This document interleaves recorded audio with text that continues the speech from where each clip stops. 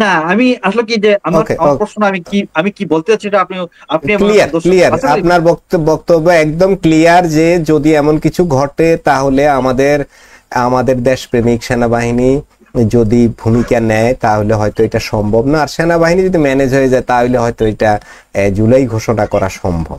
আর জুলাই ঘোষণা হলে আমাদের আমিন ভাই আমাদের ডক্টর কলিমুল্লাহ স্যারের রেফারেন্স দিয়ে বলেছিলেন যে জুলাই সনদ ঘোষণা হলে সংবিধান স্থগিত হয়ে যাবে। আমাদের রাশেদ হায়দার ভাইও ঠিক সেম কথাই বলেছেন যে মহামান্য রাষ্ট্রপতি পদচ্যুত হবেন এবং বিপ্লবী সরকার গঠিত হবে। বিপ্লবী সরকার যদি গঠিত হয় তাহলে আমাদের এই যে যারা আমরা এখন যেসব দলগুলো নির্বাচন চায় তাদের তো নির্বাচনের আশা। আমি আপনাকে আরেকটু মানে একটু ক্লিয়ার করছি। এখানে না বিপ্লবী সরকার গঠন করতে পারবে, না তারা জুলাই গঠন করতে পারবে, না আপনার জামাত ইসলাম ক্ষমতা আসতে পারবে। মানে এই স্বপ্নগুলা মানে দিবালোকে এই স্বপ্ন দেখা তাদের স্বপ্ন থাকে, বুঝতে পারছেন? দেশের জনগণ জি এখন দেশের জনগণকে তারা যদি সঠিক পদক্ষেপ নেয় তাহলে এই স্বপ্নগুলো স্বপ্নই থাকবে। আর যদি দেশের জনগণ স্বপ্ন না মানে এই পদক্ষেপ নাও নেই তারপর তারা এই কাজগুলো করতে পারবে না 100% শিওর।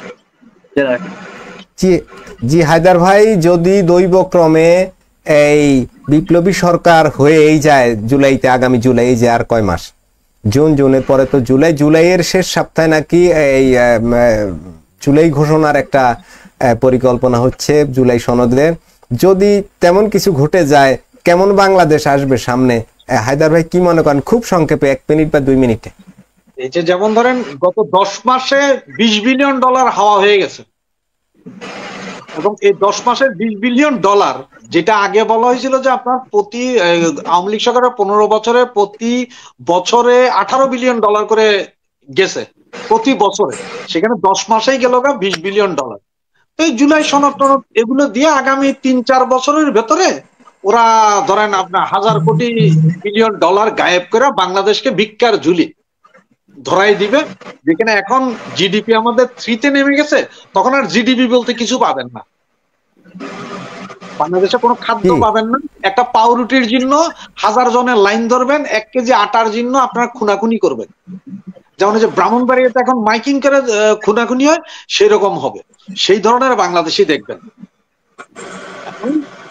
এটা দেখার জন্য বাঙালি এবং সবাই প্রস্তুতি নেন যে এই জুলাই সনদ আর এগুলো যদি হয় বাংলাদেশের অবস্থা ইথিওপিয়ার চেয়ে খারাপ হবে, যেখান থেকে হয়তো বাংলাদেশকে আর উঠায় নেওয়া সম্ভব হবে না। ধন্যবাদ আপনাকে।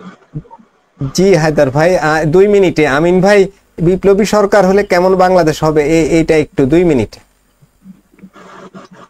ভাই আমরা তো ছোটখাটো মানুষ, এত কিছু তো আসলে চিন্তা করা খুব কঠিন। তবে আমি এখন যা দেখতেছি বা আমি আগে যা দেখে আসছি, আমাদের পিছন থেকে একটু 2টা কথা বলে আসতে হয়। এরশাদ সাহেব যখন ক্ষমতা দখল করলো তখন মাসুদ ভাই, তখন মনে হয় আপনি আর হায়দার ভাই আমরা মানে একই লেভেলের স্টুডেন্ট, একই অবস্থানের স্টুডেন্ট ছিল। উনি কিন্তু বলছিল যে সে অব্যবস্থা চলছে, ওই জন্যই আমি কি ক্ষমতা গ্রহণ করলাম, ছাত্র সভা থেকে নিল। এরপরে বললো যে কিছুদিন পরে আমি নির্বাচন দিব। এই পরতে নির্বাচন একটা দিল, 86-তে আওয়ামী লীগের মিথ্যা কথা বলে নিল, নিয়ে জোর করে সব নিজেই ক্ষমতা দখল করে আবার গেল। 88 নির্বাচন দিল, আবার সেই নির্বাচন, পরে আবার আন্দোলন হলো, পরে ওনার পতন হইলো। দেখেন এইগুলির কিন্তু ইতিহাস বাংলাদেশে অনেক আছে। উনি কিন্তু সেম সিস্টেমে কিন্তু আগাইতেছে। এই যে ওনাদের যে বিপ্লবী ছাত্ররা, ওনারা কিন্তু তাদেরকে সেই বুদ্ধি দিয়ে কিন্তু আগাইতেছে, ওই ওনাকে এই বুদ্ধি দিচ্ছে। আর মূলত আসল জিনিসটা হচ্ছে কি জানেন, কোনো কিছুই না।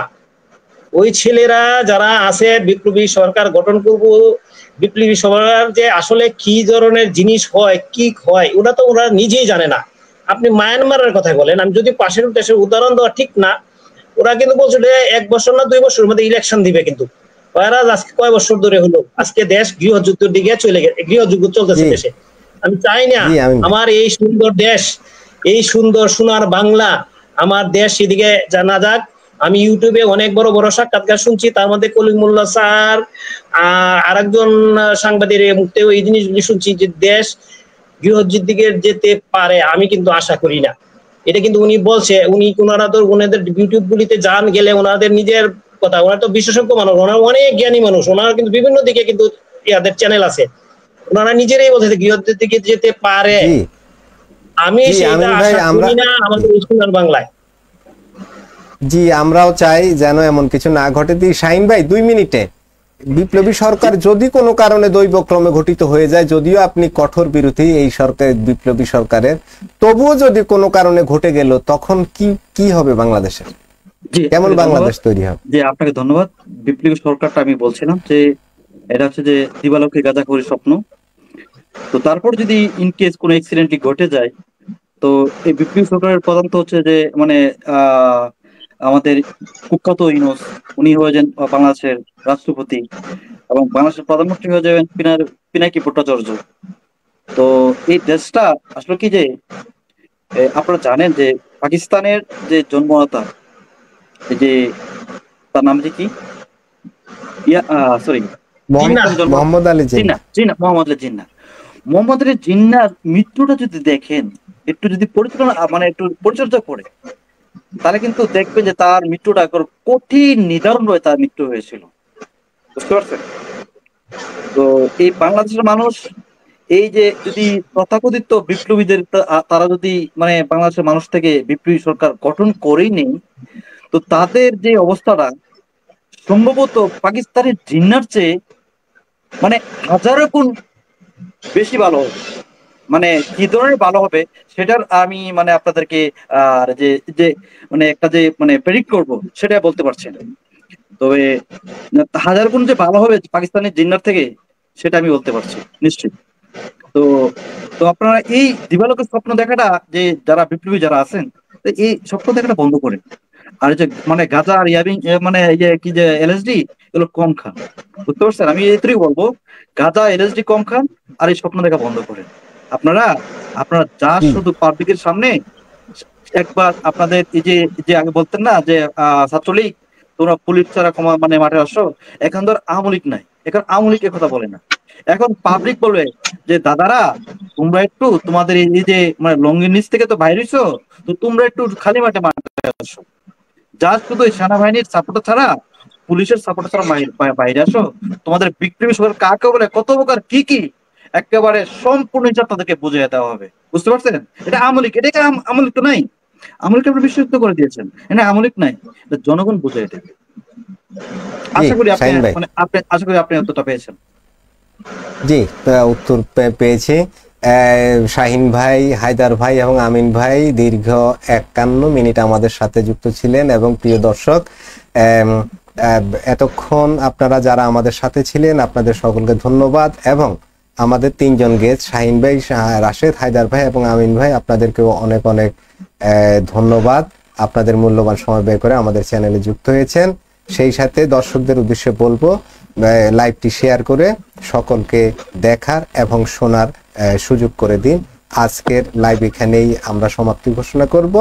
দেখা হবে পরবর্তী লাইভে। সে পর্যন্ত সবাই ভালো থাকুন, সুস্থ থাকুন এবং নিরাপদে থাকুন। আল্লাহ। জয় বাংলা, জয় বাংলা। আপনার দর্শক